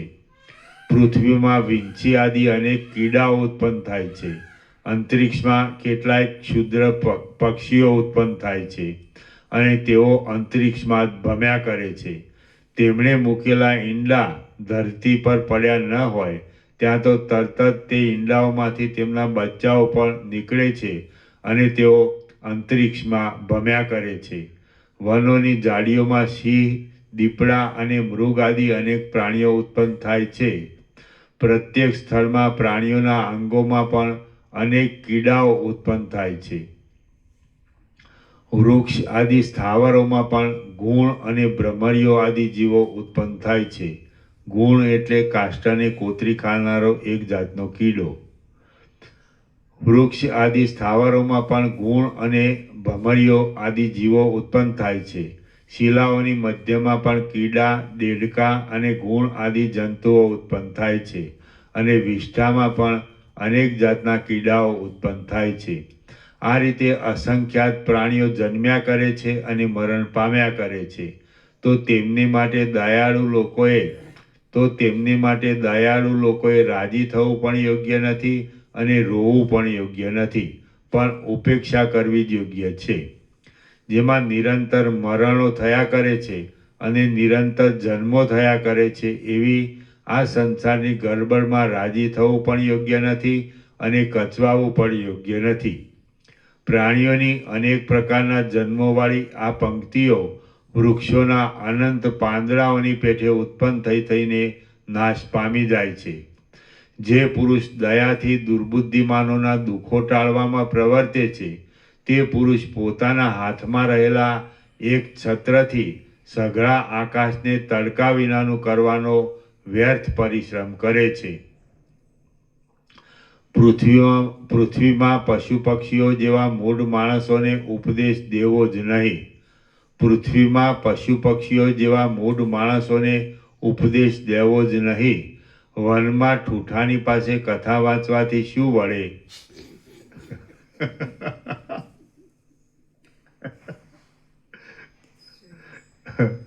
વનમાં ઠૂઠાની પાસે કથા વાંચવાથી શું વળે?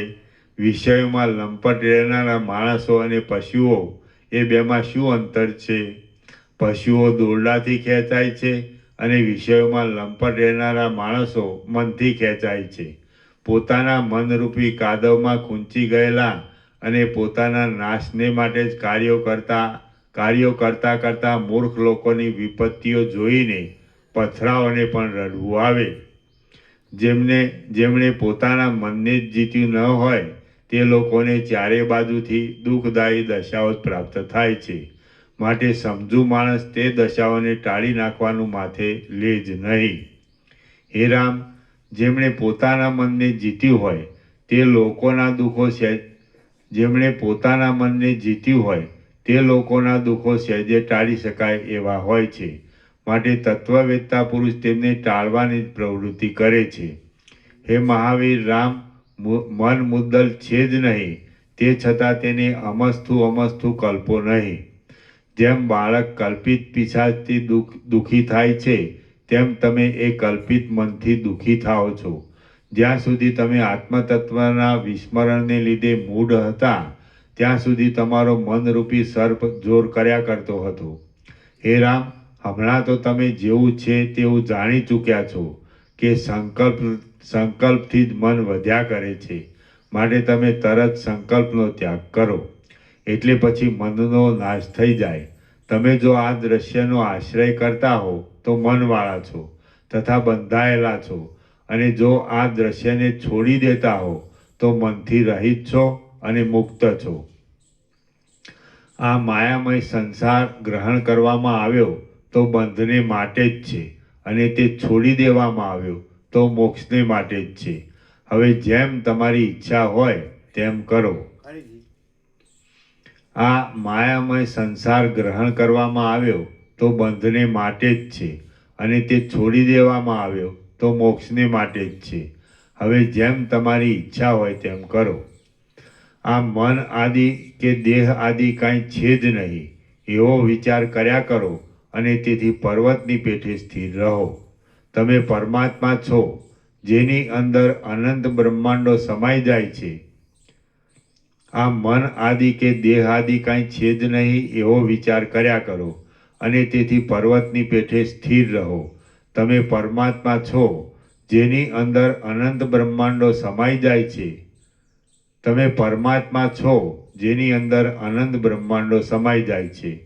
હે રામ, આ હું છું અને આ જગત છે એવી બેપણાવાળી કલ્પનાને છોડી દો, અને અખંડપણારૂપ પોતાના સ્વભાવમાં જ રહીને તમે અત્યંત સ્થિર થાઓ. તમારી દ્રષ્ટાપણાની સ્થિતિ અને જગતની દ્રશ્યપણાની સ્થિતિ એ બેની મધ્યમાં એ બંને સ્થિતિઓમાં અનુસ્યુત જે અનુભવરૂપ સાક્ષીનો સ્વભાવ જ છે તે સ્વભાવમાં જ તમારા આત્માની સર્વદા સ્થિતિ છે એમ તમે ભાવના કર્યા કરો. સ્વાદ લેનાર અને સ્વાદ લેવાના પદાર્થો તેઓથી રહિત અને એ બંનેમાં અનિશ્ચિત થઈને રહેલો જે કેવળ અનુભવ છે તેની જ તમે ભાવના કર્યા કરો, અને નિરંતર તેમ જ રહો. એ અનુભવ જ તમારું સ્વરૂપ છે. હે રામ, અનુભવ કરવાનો પદાર્થ અને અનુભવ કરનાર એમનાથી રહિત અને બંનેમાં અનિશ્ચિત થઈને રહેલો જે કેવળ નિરુપાધિક અનુભવ છે તેનો જ હૃદયમાં આશ્રય કરીને સ્થિર થાઓ. હું સંસારની ભાવનાથી રહિત છું અને જાગ્રત આદિ ત્રણેય અવસ્થાઓથી રહિત છું એ રીતે તમે પોતાના સ્વરૂપની ભાવના કર્યા કરો અને સર્વદા તે સ્વભાવમાં જ રહો. હે રામ, જ્યારે તમે પ્રમાદને લીધે તમારા શુદ્ધ ચૈતન્ય માત્રપણાને છોડી દો છો અને તમારાથી જુદા દ્રશ્યનો સંકલ્પ કરો છો, ત્યારે તમે અત્યંત દુઃખ દેનારા મનપણાને પ્રાપ્ત થાઓ છો. હે મહાવીર રામ, આ મનપણારૂપી સાંકળને તમે સ્વરૂપના જ્ઞાનરૂપી યુક્તિથી તોડી નાખો અને તમારા આત્મારૂપી સિંહને મનરૂપી પિંજરામાંથી છોડાવો. તમે જ્યારે શુદ્ધ ચૈતન્યપણાને ત્યજી દો છો, વિષયો પર અત્યંત ધસી પડો છો અને સંકલ્પ કરવા લાગો છો, ત્યારે જ તમે વિષયોને દેખાવા લાગો છો.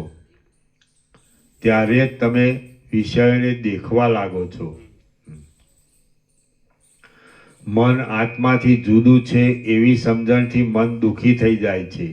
એવી સમજણ જો છોડી દેવામાં આવે તો મન ક્ષીણ થઈ જાય છે. જો આ સઘળું જગત આત્મા જ છે એવું જ્ઞાન ઉદય પામે તો દ્રષ્ટા, દ્રશ્ય, ચિત્ત અને ચિત્તની વૃત્તિ એમાંનું કંઈ પણ અવશેષ રહે નહીં. હે રામ, હું જીવ છું એમ સમજવું એ જ મન છે એમ કહેવામાં આવે છે. એ મનથી જ આ રીતે આદિ અંત વિનાના દુઃખનો વિસ્તાર થાય છે. હું બ્રહ્મ જ છું અને જીવ કહેવાતી બીજી સત્તાઓ કદી પણ સાચી નથી એમ જો પાકું સમજાય તો એ જ મનનો ઉપશમ છે અને એ જ પરમ સુખ છે એમ કહેવાય છે. હે રામ, આ સઘળું જગત આત્મા જ છે એવો નિશ્ચય થાય તો મનનો અભાવ જ થઈ જાય છે, એમાં સંશય નથી. આ રીતના સાચા જ્ઞાનથી આ સઘળું આત્મા જ છે એવો દ્રઢ નિશ્ચય થાય છે અને તેથી જેમ સૂર્યના પ્રકાશથી અંધકારનો નાશ થાય છે તેમ મનનો નાશ થઈ જાય છે એમ સમજો. જ્યાં સુધી મનરૂપી સર્પ શરીરમાં હોય ત્યાં સુધી મોટો ત્રાસ છે. એ સર્પને યોગ્ય ઉપાયથી દૂર કરવામાં આવે તો ત્રાસ થવાનો પ્રસંગ જ ક્યાં રહે. હે રામ, આ ભ્રાંતિ માત્રથી ઉત્પન્ન થયેલા મહાબળવાન ચિત્તરૂપી વેતાલને યથાર્થ જ્ઞાનરૂપી મંત્રથી બળાત્કારે નષ્ટ કરી નાખો. અતિ બલિષ્ઠ એવો આ મનરૂપી યક્ષ દેહરૂપી ઘરમાંથી દૂર થાય તો પછી તમે સઘળા દુઃખોથી તથા વ્યાકુળતાથી રહિત જ રહો. તમને કોઈ જાતનો ભય નથી. હું પૂર્ણકામ હોવાને લીધે રાગ રહિત જ છું અને વ્યાપક હોવાને લીધે મારે કોઈ વસ્તુને સંપાદન કરવાની જરૂર નથી. હું પૂર્ણકામ હોવાને લીધે રાગ રહિત જ છું અને વ્યાપક હોવાને લીધે મારે કોઈ વસ્તુને સંપાદન કરવાની જરૂર નથી. એટલું જ સમજવામાં આવ્યું તો તમારું મન જતું રહ્યું છે. તમારી સઘળી તૃષ્ણાઓ શાંત થઈ ગઈ છે અને તમે દુઃખ રહિત સર્વોત્તમ પદને પામી શક્યા છો. તો હવે તે પદમાં જ રહો. શ્રી યોગ વાસિષ્ઠ મહારામાયણમાં ઉપશમ પ્રકરણનો સ્વચિત્ત નિરૂપણ નામનો સર્ગ 15મો સમાપ્ત. ઓમ ઓમ ઓમ.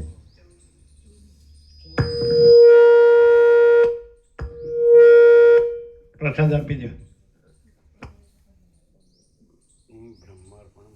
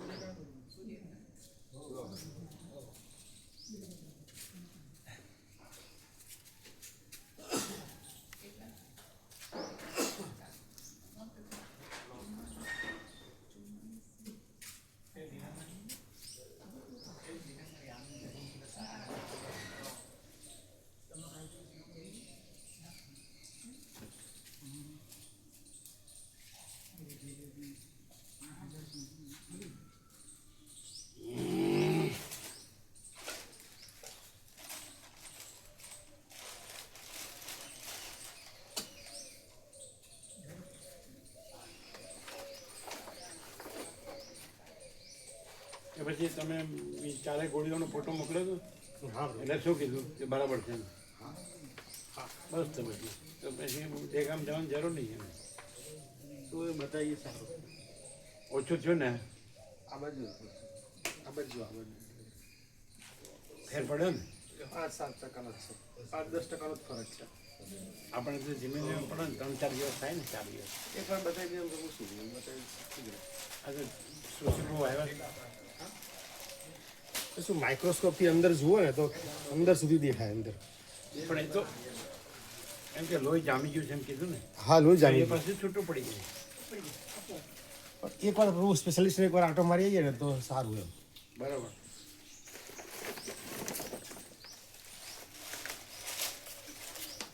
થોડો ફરક છે કાલ કરતાં થોડો ફરક છે કાલ કરતાં ઓછો છે ઓછું છે.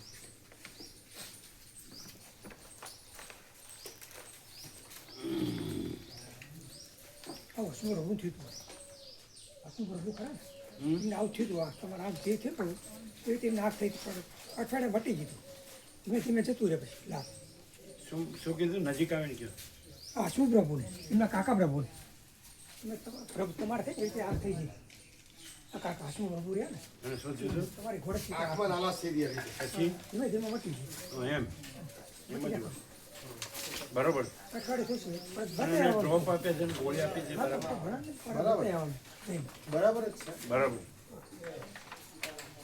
એટલે ધીમે ધીમે મટી ગયું. બતાવ્યા પડે લોહી જામી ગયું હોય ને પણ બતાવ્યા સારું એકવાર બતાવ્યું સારું ચોક્કસ બતાવવું જરૂરી. જરૂરી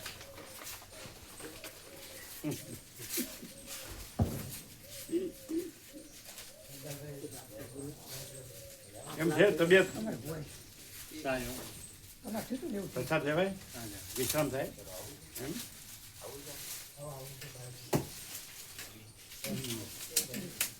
મારે પ્રભુ એવું થાય આંખમાં લાલ થઈ જાય ને એક ટીપા નાખવાની દવા લખી આલે બીજું કઈ વાંધો નહીં. એ મોટો પ્રસાદ ચોટો હા બસ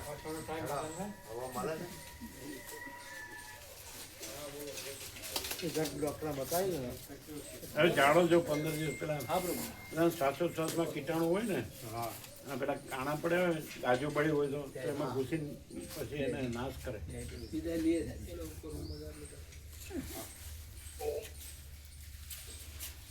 એટલે તમે શું કરો જોબ છે ના ગામડે ખેતીનું થોડું સંભાળીએ શું ખેતીવાડી થોડી સંભળાઈએ અચ્છા ખેતી ક્યાં બત્પુરામાં હા. ઈશ્વરપુર ઈશ્વરપુરા પણ ત્યાં શું છે ખેતરમાં ઘર બનાવ્યું છે ને તો મારા ઘેરથી છે એ એકલા ના રહીએ કે એ શનિ રવિ એકલું રહેવું પડે ને હું આવું અહીંયા આવું એટલે શનિ રવિ છોકરાઓ ત્યાં જાય બરાબર અને હું અહીંયા આવું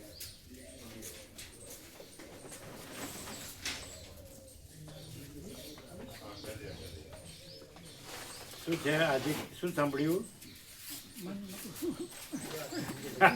કે ભૂલી ગયા છે જ નહીં મને ચૈતન્યને ભૂલીને મન ઉદ્ભવે છે એમ. એ હવે પેલું યાદ નહીં કરીએ એને જે પકડ્યું છે એ ના ના રહું એવું નહીં. આજે આવ્યું ને ચોખ્ખું ચોખ્ખું આવ્યું. શું આવ્યું એટલે ચૈતન્ય જ છે એમ. હજી બોલ્યા નહીં બરોબર મન છે જ નહીં. લીધું પ્રભુ લીધું બધા હજી બોલ્યા નહીં 1 કલાકમાં ઘણું આવી જાય ને 1.25 કલાકમાં એટલે ખ્યાલ ના આવે પણ હવે પ્રભુ એ વ્યક્તિ યોગ વશિષ્ઠ રામાયણમાં હવે આમ કહેવાય ને ઊંડી રુચિ થઈને હવે વંચાઈ ગયો. કેવું છે પેલા દિવસે. એકદમ આર પાર પ્રભુ અદ્ભુત છે પ્રભુ. એકદમ આમ હવે અમૃત તુલ્ય આમ કે આ વસ્તુ છોડાય એવી નથી એમ. એટલે દ્વૈત પકડી રાખીને થાય ના ના એ હજી શબ્દ આવ્યો નહીં કે અંદર શું આવ્યું હતું એ સ્વયં પ્રકાશ છે કે શાસ્ત્ર ગુરુથી છે સ્વયં પ્રકાશ છે. સ્વસંવેદ્ય છે કે શાસ્ત્ર ગુરુથી છે અને સહજ નિર્વિકલ્પ છે કે શાસ્ત્ર ગુરુથી છે સહજ નિરીક્ષણ. અને સ્વયં ચિદાકાશ છે કે શાસ્ત્ર ગુરુથી છે સ્વયં છે.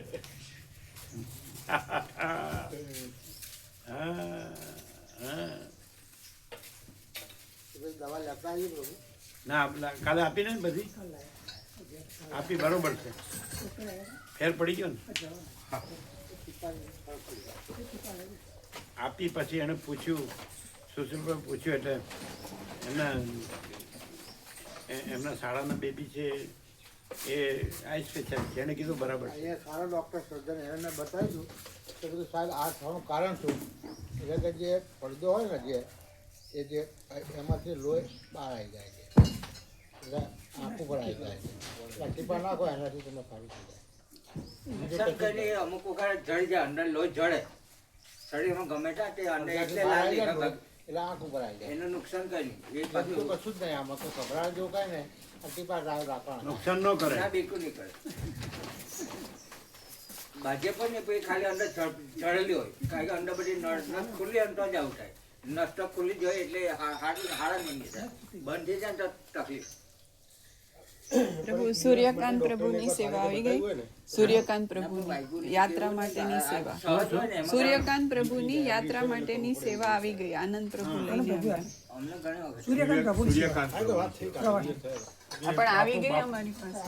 બાપુપુરાના 2 બાકી છે, પેલા કેશુપ્રભુના શાળા છે બાપુપુરાના. બીજી કેટલી હવે પૂછ્યું તું સોમાપ્રભુ કેટલી બાકી? પૂછી લઈએ આજે. 2 સીટ બાકી છે, હવે 2 જગ્યા છે, પણ સેવા લગભગ બધાની આવી ગયા છે. હા.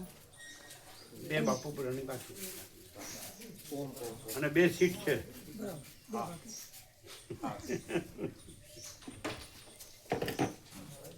કેમ રહ્યું? એકદમ પ્રભુ. ઓમ ઓમ ઓમ. એટલે લઈ જાઓ છો. સુશીલ પ્રભુને બેલી આપી દઈએ ને, નૂતન વર્ષાભિનંદનની 2 ભાવિકની. આ એ તો સુશીલ પ્રભુ આવે છે. હા, સુશીલપ્રભુને આપી. આપીએ અત્યારે, હમણાં કઈ આપી? આપવાની હમણાં, એ છે અત્યારે હજી. પણ તો આ લોકોને સેવા બધું લેવા જવાનું છે એ તો પ્રહલાદ પ્રભુ એકવાર તો લઈ ગયા. આપણે એક ના ચાલે, દિવાળી બેસતું વર્ષ 2 ની જોયે ને, બેની જોઈએ તો એટલે એમને 2 નો આપવાની. અપાય. કોને આપવાની? તો સુશીલ પ્રભુને. તમે સેવા આપી. અરે એ આ બપોર તમે જવા 15 તારીખે ક્યારે જવાના છે? 15 તારીખે. 15 તારીખ. 15 તારીખ. દિવાળી તો 20 તારીખે છે ને, હા, 20 તારીખ. બેસતું વર્ષ 22 તારીખે. એટલે વાત થઈ ગઈ પહેલા પ્રભુ જોડે, વાત થઈ ગઈ. 15 તારીખે જશું. બરાબર. તો સેવા આ લોકોને 15 તારીખે લેવા જવાનું, તો કોને આપવાની? સુશીલ પ્રભુ આપી દો. એમને કીધું કે તમારી પાસે રાખજો, જેનું કોઈ એવું કર્યું તમારી પાસે રાખજો. એમની પાસે બીજા જમા રાખેલા છે. એમ નહીં, કોની પાસે રાખવાનું? જયંતિ પ્રભુ આવવાના છે. પ્રભુ જયંતિ પ્રભુ અચ્છા. આવવાના છે. જયંતિ પ્રભુ એ આવશે ને, એ આવવાના છે. ઉજાવાળા જયંતિ પ્રભુ આવવાના છે. એ આવશે. એમ નહીં, પણ અત્યારે સેવા સુશીલ પ્રભુ, ચિન્નુ પ્રભુ કીધું કે સુશીલ પ્રભુને આપો. હા, સુશીલ પ્રભુ આપી દો, બરાબર. બરાબર. એ પણ કેટલી આપવાની? 1.5 આવી છે ને? એમની પાસે છે થોડીક સેવા કઈ જમા રાખેલી છે કે ચીનો પ્રભુએ તમારે ત્યાંથી લેશે એવું કંઈ કે હવે 0-0 થઈ ગયું ને, તો એમ નહીં, હવે જે 1.5 આવી છે તો કેટલી આપવાની? 1 આપવાની કે કેટલી આપવાની? એક થઈ રહે પ્રભુ. તો 2 ઉત્સવની કરવાની ને. આ ટોપર એક બેમાં 2 થઈ જાય દિવાળી બેમાં થઈ જાય 2 દિવાળી બેસતું વર્ષ. સાંભળો, તો 50 તમારે મહાઅન્નપૂર્ણામાં એડ કરી દેવાની. 59 છે એ 60 થઈ જાય, એટલે એને 1.5 આપવાની. હા. 1 પ્રસાદ લાવવા માટે અને 50 તમારી 59 ની 60 કરવાની. બરાબર. એ રીતે નોંધી લ્યો, તમે નોંધી લો અને ચીનુ પ્રભુને જયંતિ પ્રભુને નોંધાવી દો. બરાબર છે? 50 ના 60 અને 59 ના 60. અને પેલા 1 છે તો 1 તો પ્રહલાદ પ્રભુ પાસે છે જ, એટલે 2 તમારી થઈ ગઈ.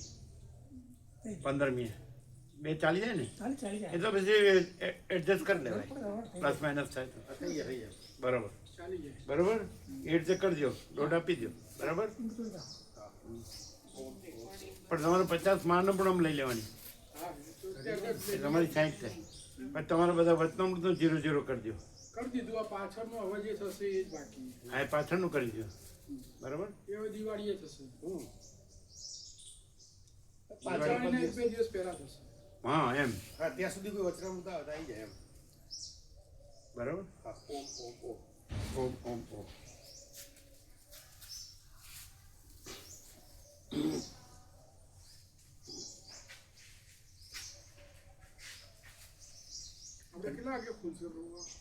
અમે ડૉક્ટર પ્રભુને ખબર છે, ચતુર પ્રભુને, આપણે 40 વર્ષ જૂના છે ને, એને ફોનથી પૂછી લો, નંબર છે ને.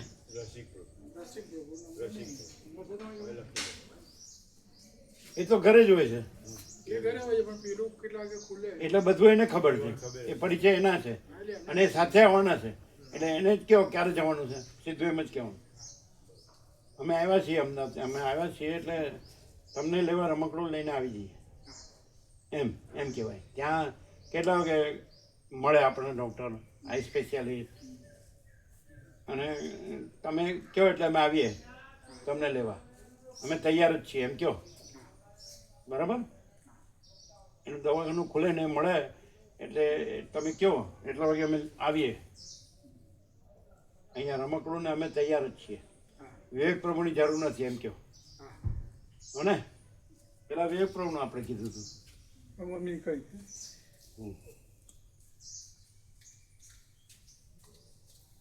શું થયું?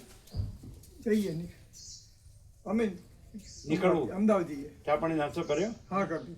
તો આ લોકોમાં જગ્યા નહીં ના હોય. ના એમ જગ્યા નથી તો છે પ્રભુ, મારે જવાનું છે હવે. હા, અમને જવાનું છે હા, ખાલી જ છે આવી ગાડી. જેમને આવવાનું અમદાવાદ. હા હા છે. ક્યારે આવવાનું તમારે? ચા પાણી નાસ્તો કરે ને? હા પ્રભુ, બધું કરે. ક્યારે નીકળવાનું છે? હવે નીકળવાનું છે પ્રભુ. હવે નીકળવાનું. હા, સાથે અમે લઈ સાથે નીકળીએ.